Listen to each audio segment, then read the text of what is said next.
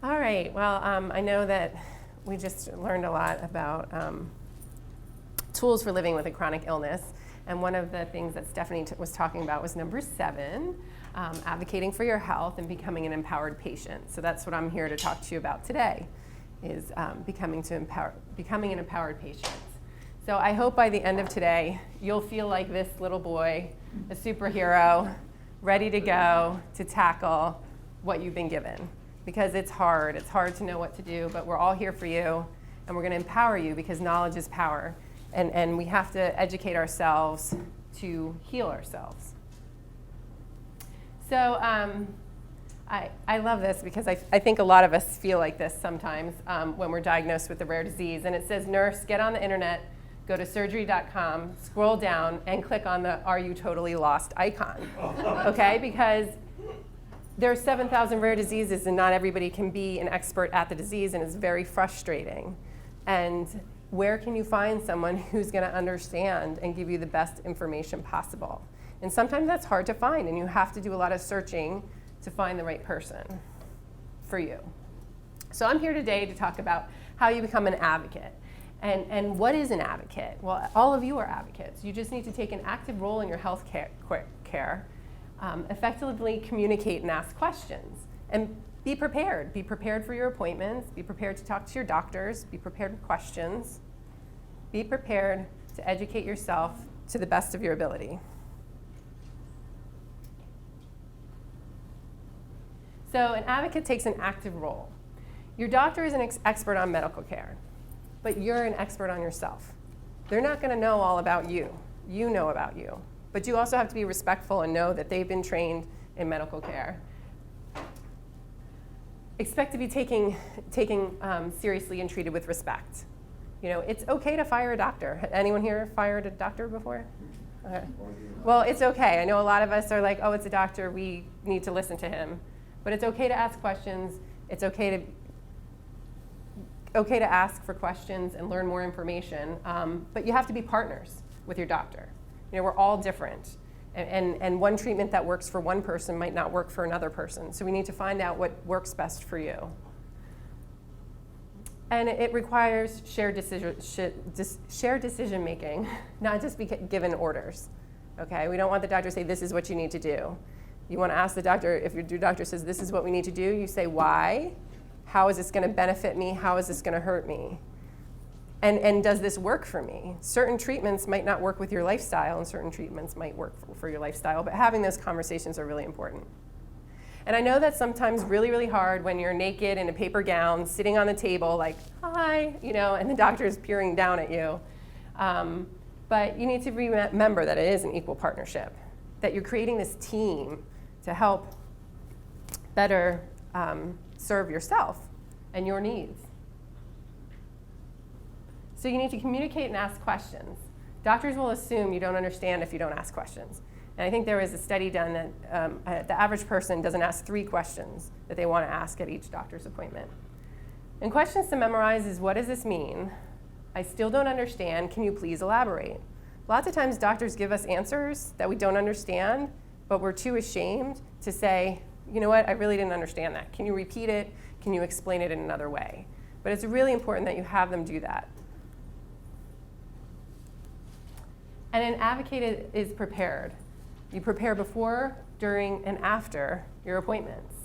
And when people are active, organized, and prepared in their care, research shows they have better satisfaction with their visit.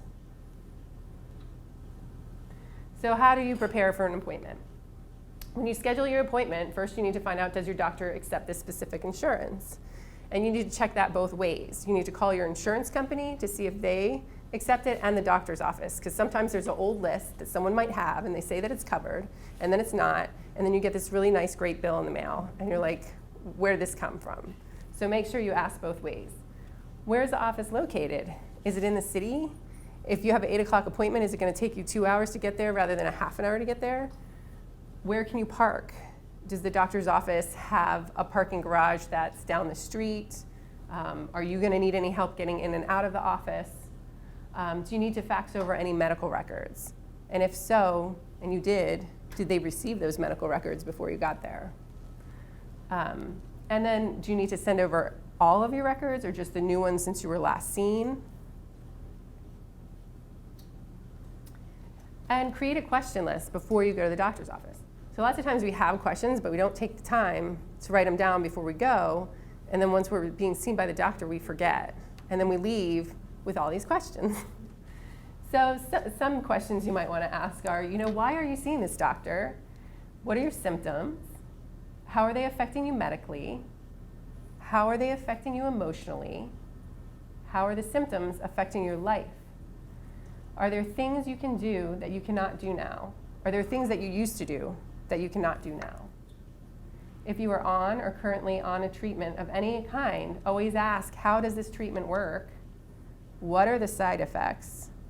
What are the risks versus the benefits of being on this medication? And how is this effectiveness measured? Like, how do I know that this medication is working? And there's a really great resource on here. That's www.ahrq.gov/apps/QB. It helps prompt you to ask the right questions. So you can go on that website, and if you're going to a certain doctor for a certain treatment, it'll give you a list of questions to ask to kind of. And if you're advocating for others, if you're advocating for a child, preparing them to go to the doctor. If you're advocating for a teenager, maybe they want some time alone with the doctor. And even your spouse, they might want to have a conversation with the doctor, a few minutes alone with the doctor without you.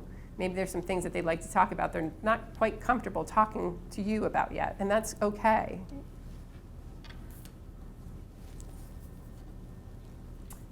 And then there's a checklist. Like I feel like you should have like this really long list and this huge suitcase that you're carrying behind you to become prepared for the doctor's appointment.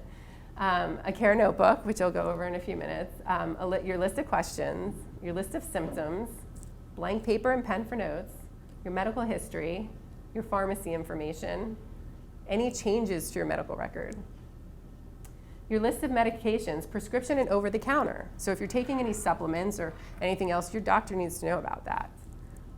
Forms that you fill out, previous doctor information.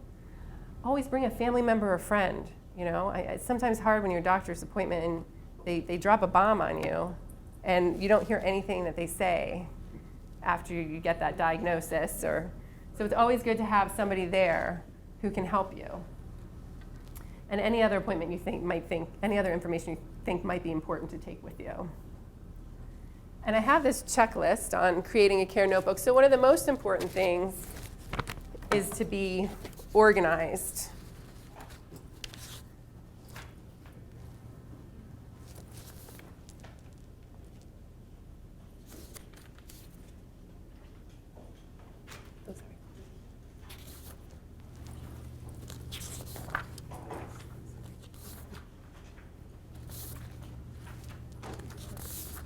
Oh wait, that one's not stable.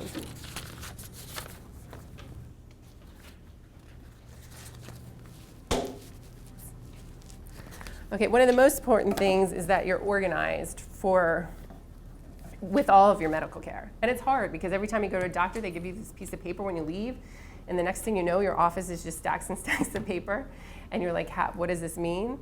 So you need to organize it in some way, and there's no right or wrong way of organizing it. I actually have a sample of a notebook that I created that you can pass around and look at.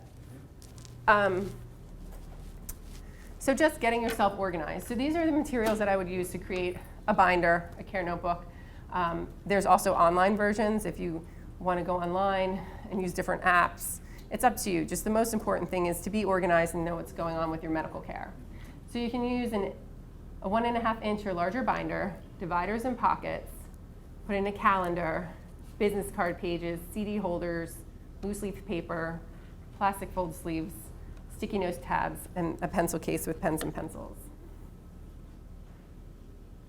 And there's different sections that you can organize. So the cover page that has your, if you were in a major catastrophe, like contact information on who to contact, section for questions and notes, a care log to log where you would put your vital signs, diet, sleep patterns, any daily activities you need to share with your doctor. Because lots of times you'll go to the doctor and you'll say, you know what, my stomach hurts all the time. And what will the doctor say to you? He'll say, well, when does it hurt? So if you tracked it for 2 weeks and brought it in and said to the doctor, like, here is what I've been eating, this is when my stomach hurts, it might help them figure out what's causing your stomach ache. So trying to keep tabs on, when you're tired or your sleeping patterns, if you're having insomnia, to keep track of your diet and when that insomnia is happening, or if you're the opposite and you're sleeping and tired all the time, you could write that down with your diet and your energy level and what you've been doing, and maybe the doctor can help figure that out. Your medication list. Keep all your current medications that you've taken in the past. Make sure you include how much and how often that you take that medication. A calendar to keep track of appointments you have, and remind yourself when to schedule the next appointment. One of my pet peeves about going to the doctor is when they're like, come back in 6 months or come back in a year, but they don't call you with a reminder, so you have to remember. And when you see 12 or 13 specialists, it gets to be a little bit difficult to know when that is. So you can use the calendar to keep track of that. Medical history. Write down your personal and family medical history, and also a list of your allergies and immunizations. I like to get a copy of the one from the doctor's office.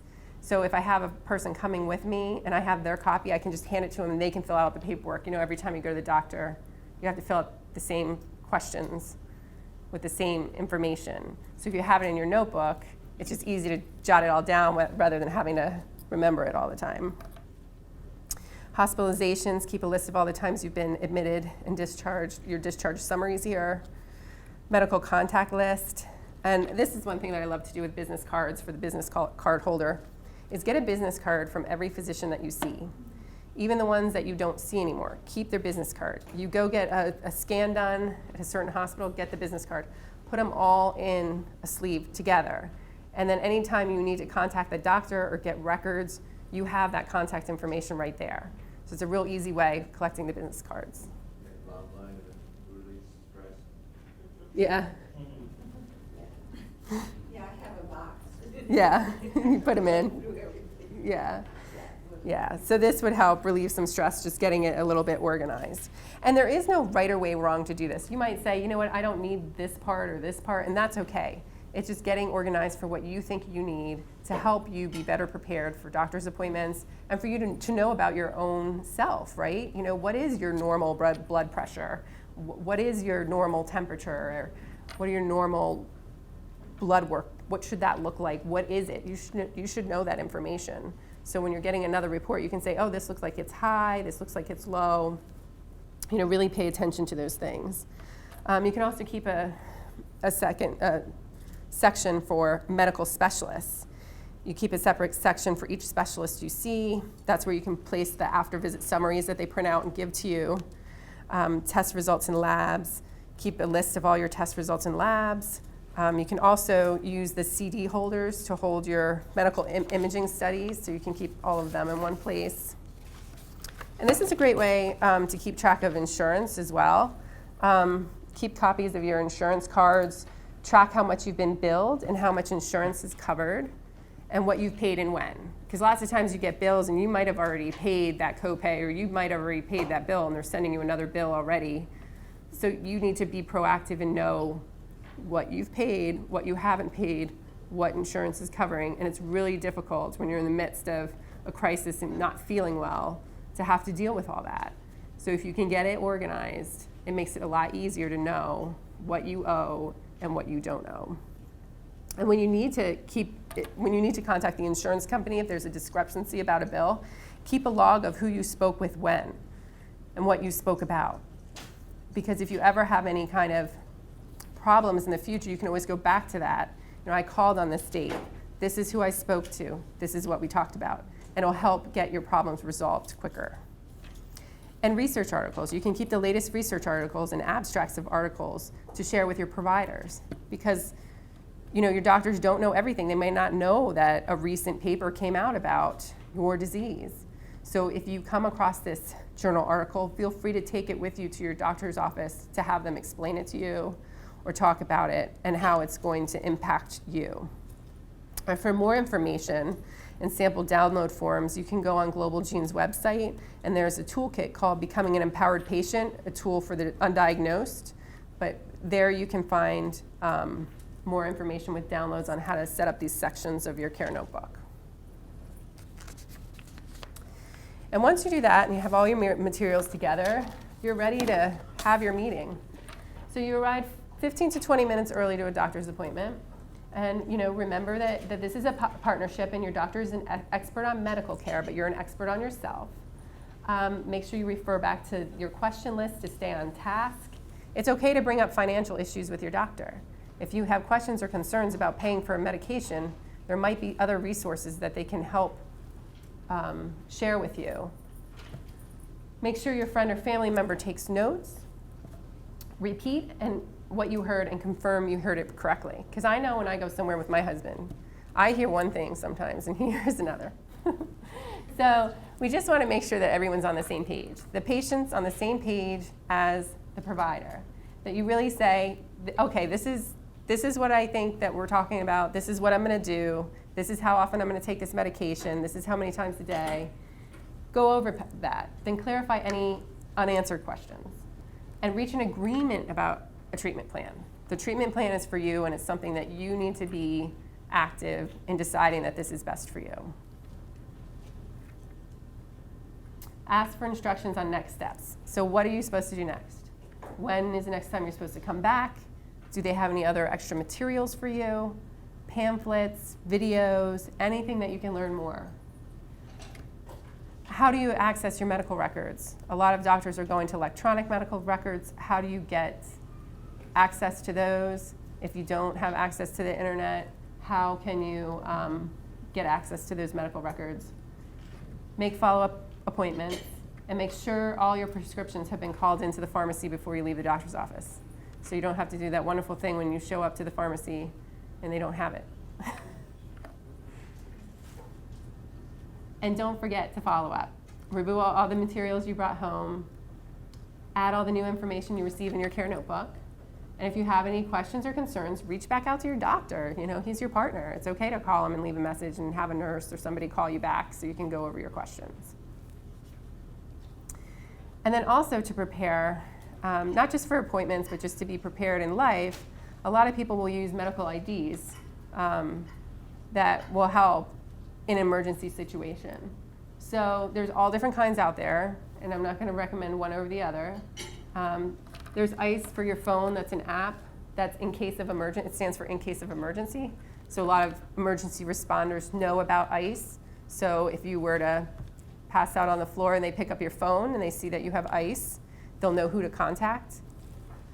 You can use medical alert bracelets. The only thing I would say is if you do choose to use the bracelets, they make some now that look so much like jewelry that it might be hard for a first responder to notice the difference that it is a medical bracelet versus regular jewelry. So even though you might not want to wear something that stands out, it might be good to have one that looks like a medical alert bracelet so it's easier for the doctors to see.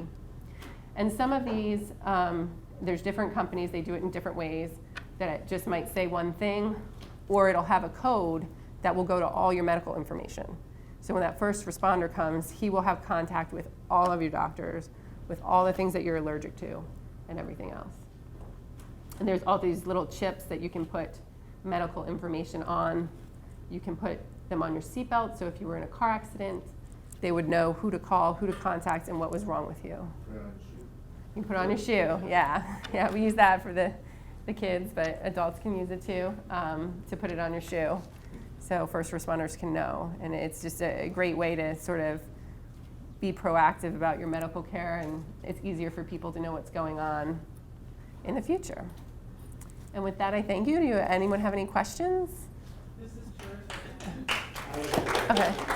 As you mentioned, there are some online ones this is great, but also, have you tried any of the online? I have not. Okay, so I'm old school paper, so I have not tried it. Another one of my friends is actually just made an app because her son had a heart transplant when he was like 3 years old, and she found that there was nothing really that did absolutely everything.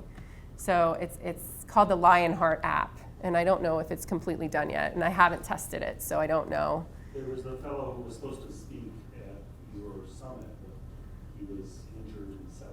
Yeah, I know. I was actually supposed to meet with him, so I didn't get to. If anybody's tried that Yeah, and he has hit. So I have not, but I know that people have tried other ones, and certain ones are good for certain parts. So I think it's just all on your needs, and you have to try them out. Yeah. You know, and also another good thing is if you have a smaller notebook just with some information that you can leave at work with someone that you know at work. So if something happens to you at work, they know what to do in case of emergency. You know, your friends and family members, because sometimes it's hard to talk about it, but if you could just have, you know, a little packet, you know, hey, I have this rare disease, here's some information. So if in case of emergency, this is who you call, and this is the information you should give to the first responders.